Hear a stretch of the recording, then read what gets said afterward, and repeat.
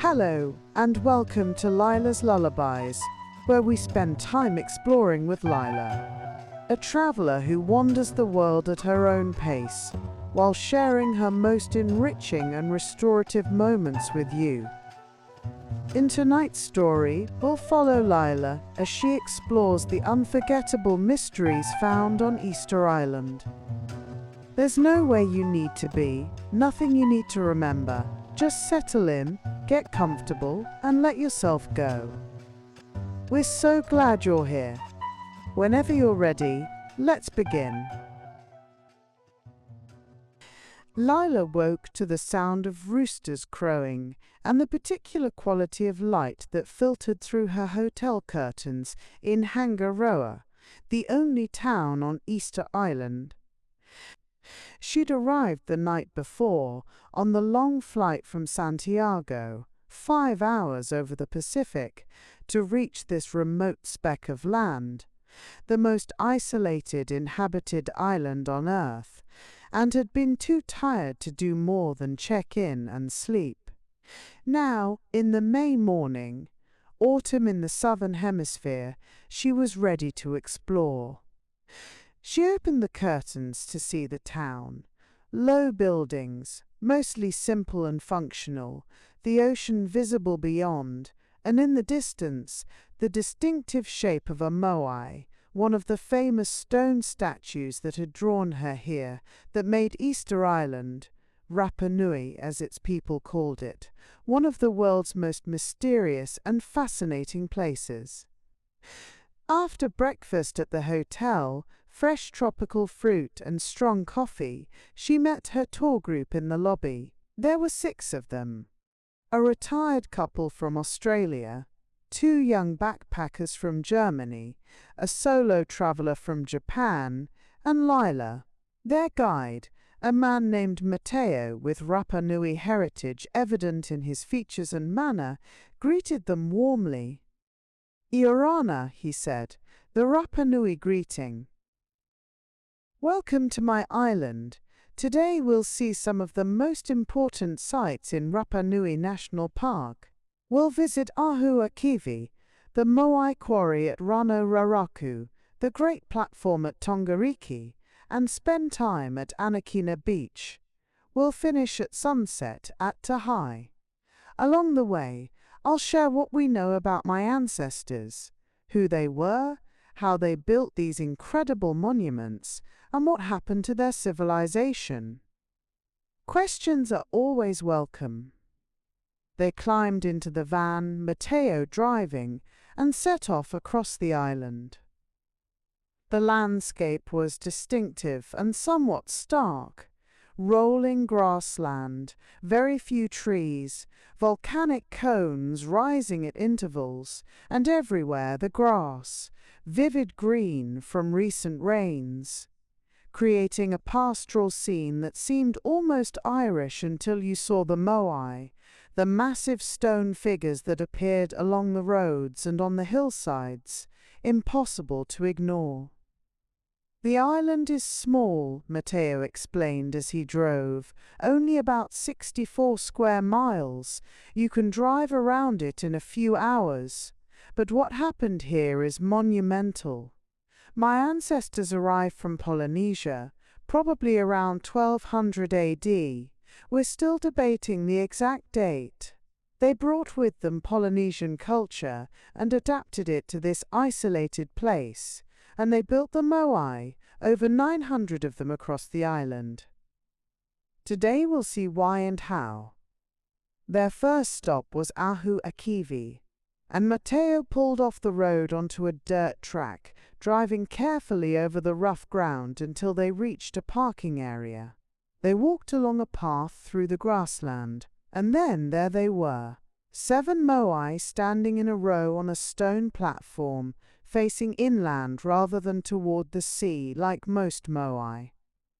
"Ahu Akivi is special," Mateo said as they approached. "These 7 moai are the only ones that face the ocean. Well, not exactly. They face sunset during the equinox. Some say they represent the 7 explorers who first found the island." Others say they're clan ancestors. The truth is, we don't know for certain. Much knowledge was lost. The moai were impressive even though they were medium-sized compared to some, about 13 feet tall, carved from volcanic tuff, their features distinctive elongated faces, prominent noses, thin lips, deep eye sockets that once held white coral eyes with red stone pupils.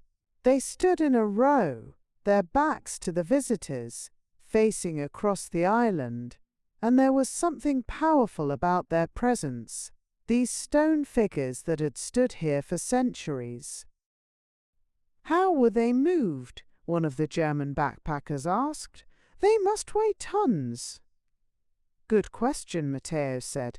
Each of these weighs about 14 tons. The biggest moai ever moved weighs 86 tons. For years, people thought it was impossible, that aliens or lost civilizations must have helped. But the truth is simpler and more impressive. My ancestors figured it out with ropes and coordination and knowledge of physics. The most likely method was walking them, teams on either side pulling ropes, rocking the moai back and forth, moving it forward in a waddle. Experiments have shown this works. It's slow, requires many people and lots of rope, but it works. The moai were carved at the quarry we'll visit next, then walked across the island to their final locations.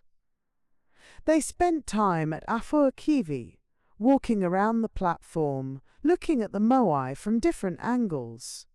The Japanese traveler, a woman named Yuki, stood quietly before them, clearly moved. They have mana, she said softly, spiritual power, you can feel it. Mateo nodded. Yes, that's what they were meant to have. The moai represented ancestors, chiefs, important clan members. When they were erected on the Ahu, the platform, and their coral eyes were placed, they were activated, given mana. They watched over their clan's territory, protecting it, blessing it. The moai facing inland were protecting the land, facing outward were protecting from the sea. From Ahu Akivi, they drove to Rano Raraku, the quarry, and as they approached, Lyla gasped. The hillside was covered with moai, dozens of them, some standing, some lying down, some partially buried, some still attached to the rock face, the whole site a workshop frozen in time. This is where they were born, Mateo said, as they walked up the path. Rano Raraku is a volcanic crater, and the rock here, volcanic tuff, was perfect for carving. Soft enough to work with stone tools, hard enough to last. Almost all moai were carved here, then transported across the island.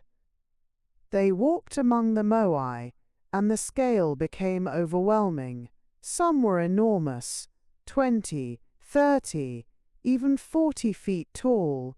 Some were finished and ready for transport. Others were half-carved, still attached to the bedrock, their features emerging but incomplete. One massive moai, over 70 feet long, lay on its back, never completed, the largest ever attempted. Why did they stop? Lyla asked, looking at the unfinished statues. Why are so many abandoned here? That's one of the island's great mysteries, Mateo said. Something happened around 1680 to 1750. Moai production stopped suddenly. Some were in mid-carving, others were in transit, others had just been erected. The whole culture that created them collapsed. What happened? We have theories. The most accepted is environmental collapse. When my ancestors arrived, the island was forested, palm trees, other vegetation.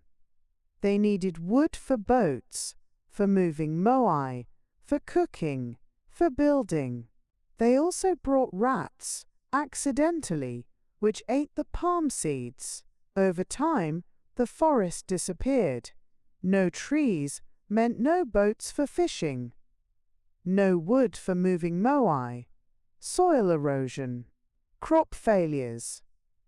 With resources declining, the clans fought. The moai culture ended. Many moai were toppled, deliberately pushed over, their mana destroyed during clan conflicts. It's a cautionary tale about environmental limits, about what happens when a society overexploits its resources.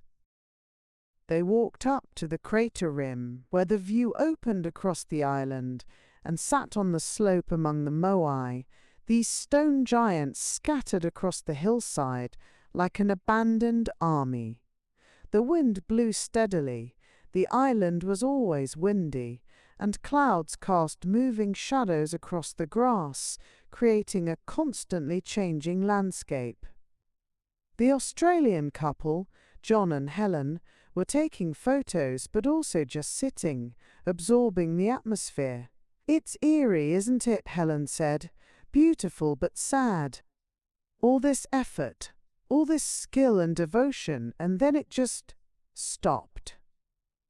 "Every civilization ends eventually," John said, "but seeing it here, frozen at that moment, it makes it more real, more immediate." From Rano Raraku they drove to Tongariki, and Mateo prepared them. This is the most spectacular sight on the island. 15 moai on one platform, the largest Ahu ever built. Just wait. He pulled into the parking area, and they walked up a slight rise, and then there it was, 15 moai standing in a row on a massive platform, their backs to the ocean, their presence commanding, the scale extraordinary. Behind them, the Pacific stretched away, vast and blue, waves breaking white against the rocky shore. Tongariki was destroyed by a tsunami in 1960, Mateo explained. The wave pushed the moai inland, scattered them, they lay in pieces for decades. Then in the 1990s, a Japanese crane company donated equipment and expertise, and the moai were restored. It took years, but now you see the result, the most magnificent Ahu on the island. They approached the platform, walking along the roped-off path, looking up at the moai. Each was different, some taller, some shorter, some with top knots, pukao, made of red scoria stone, some without. The craftsmanship was visible up close. The careful carving of features, the attention to proportion, the skill required to create these massive figures with stone tools. Mateo shared more about the clan system. The island was divided among clans, each with its own territory. The moai marked boundaries, represented ancestors, displayed mana and prestige. Building bigger moai than your neighbors was competition, religious, but also political and social. Each clan wanted the most impressive ancestors watching over them. The clans had different roles too. Some specialized in fishing, others in agriculture. The carvers at Rano Raraku were specialists, supported by other clans. The whole society was organized around moai production, supplying food to carvers, organizing transport, coordinating hundreds of people for each statue. It worked for centuries, until it didn't. They ate lunch at a small cafe near Tongariki, simple sandwiches and fruit, then drove to Anakena Beach, the island's most beautiful beach and, according to legend, where the first Polynesian settlers had landed. The beach was stunning. White coral sand, turquoise water, palm trees, brought from Tahiti in the 20th century, not original to the island, providing shade. And on the beach, another ahu with moai, these ones watching over the bay, protecting the landing place. Anakena is special to us, Mateo said. This is where our ancestors arrived, according to oral tradition. King Hotumatua landed here with his people, founding the Rapa Nui civilization. Whether it's literally true or symbolic, this place is sacred. They spent the afternoon at the beach, some swimming in the cool Pacific water, others relaxing in the shade, everyone simply being present in this beautiful place at the edge of the world. The water was clear and clean, and floating in it, Lyla looked back at the shore, the palm trees, the white sand, the moai standing watch, the whole scene idyllic and peaceful, hard to reconcile with the environmental collapse story they'd heard. But that was the paradox of Easter Island, she thought. Beauty and tragedy, achievement and failure, mystery and explanation, all layered together, the stones, standing as testament to both human capability and human vulnerability. As the afternoon progressed, Mateo gathered them for the final visit, Tahai complex near Hangaroa, perfectly positioned for sunset viewing. They drove back to town and walked to the site, where 3 separate ahus stood in a row along the coast. Tahai is special because it shows restoration at different stages, Mateo explained. One ahu, with moai lying down as they were found, one with moai restored but no eyes, and one, Ahu Tongariki, with a restored moai that has eyes, the only one on the island with them. You'll see the difference they make. They walked among the ahu as the sun lowered, the light becoming golden. The moai without eyes were impressive but somehow incomplete, their hollow sockets empty and sad. But the moai with eyes, white coral with red stone pupils, was transformed, alive in a way the others weren't, watching, present, possessing that mana Yuki had mentioned. When the eyes were placed during the original consecration ceremony, Mateo said, the moai was awakened, given life. The eyes were the final step, the moment when stone became ancestor, when the mana was activated. Seeing this one with eyes helps us understand what they all looked like when my ancestors were here, when the culture was intact. The sun approached the horizon, and everyone found spots to sit or stand watching. The light painted everything gold, the moai, the grass, the stone platforms, the ocean. The moai stood silhouetted against the sky, their profiles sharp, their presence powerful. Mateo was quiet, letting everyone experience the moment without narration, understanding that some things needed no explanation.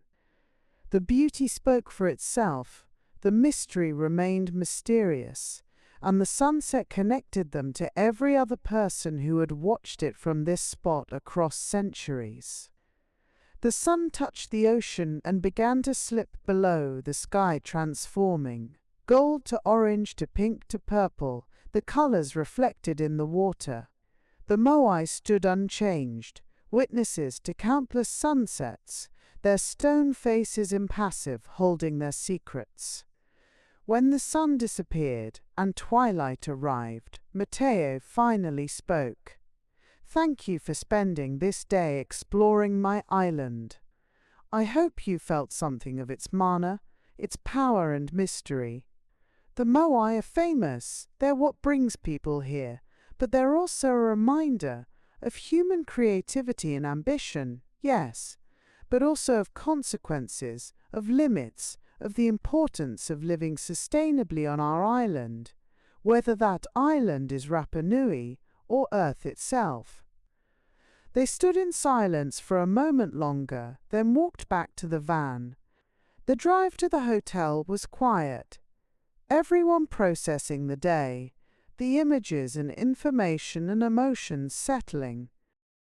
At the hotel, they said goodbye to each other, exchanging contact information, promising to share photos, the shared experience creating bonds.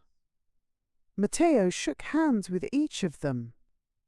"If you have more time on Rapa Nui, explore on your own," he said. "Rent a bike or a car, see the other sites, visit the museum, talk to people. The island rewards slow exploration, quiet attention." Lyla thanked him and went to her room, where she stood at the window, looking out at Hangaroa and the ocean beyond.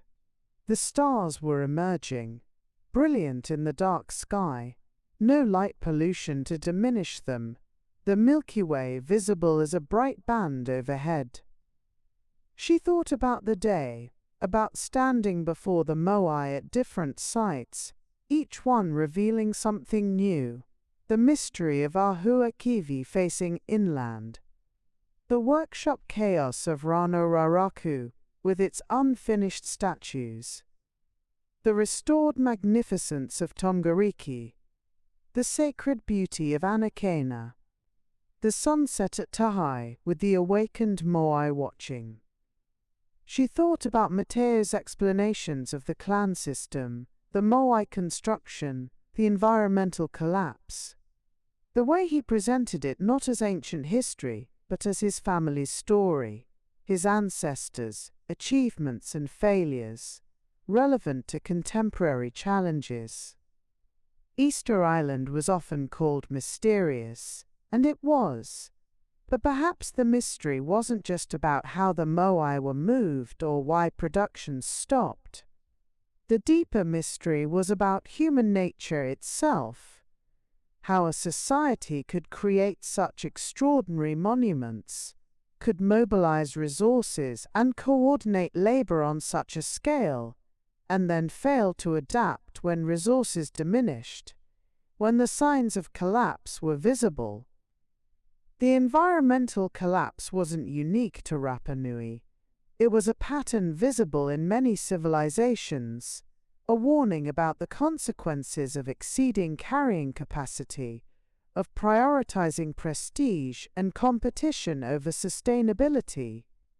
That the Rapa Nui people survived at all, though in reduced numbers and altered culture, was itself remarkable, a testament to resilience even in failure. The moai stood across the island, silent witnesses to all of it, their stone faces impassive, their secrets kept. They'd been carved to honor ancestors, to display mana, to protect clans. They'd been toppled during conflicts, buried by time and erosion, and then restored by descendants and archaeologists working together, given new life in a new era. What were they now? Tourist attractions, yes, but also cultural treasures, historical records, artistic achievements, cautionary tales, sources of pride for Rapa Nui people, mysteries that attracted people from around the world to this remote island, bringing tourism income, but also attention, responsibility, the need to preserve and protect. Lyla remained at the window, watching the stars, thinking about the stone giants scattered across the dark island. Their watch continuing, their presence enduring, calm and mysterious and powerful, inviting questions that had multiple answers or no answers, offering themselves to be seen and wondered at and learned from. These monuments to human ambition and skill, to creativity and hubris, to achievement and warning, standing on their small island at the edge of the Pacific, far from anywhere, alone and magnificent, waiting for sunrise and another day of visitors coming to witness them, to feel their mana, to carry their story forward.